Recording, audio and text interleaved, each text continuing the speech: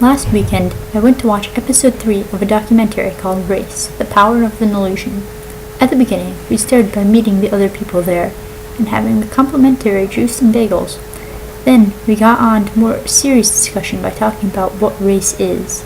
The documentary said that, in segregated America, race was determined not from a genetic basis, but based on the common man's definition of what race is.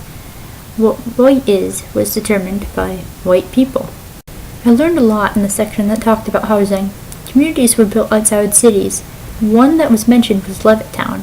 People wanted to move out of the cities into these nicer homes, but only white people were allowed. This created a concentration of black people and minorities in the poorer parts of cities because they couldn't move out. Maps that looked like this one were created, the different colors on the map showing the desirability of the location based on their proximity to racial groups. After the Fair Housing Act, black people started moving into places like Levittown. Unfortunately, many white people began moving out because they thought that the property values would drop if it was a mixed racial community.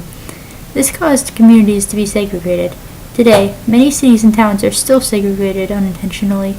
Even though there is less racism today, there is indirect racism based on geography, which gives people of certain races an unequal economic opportunity.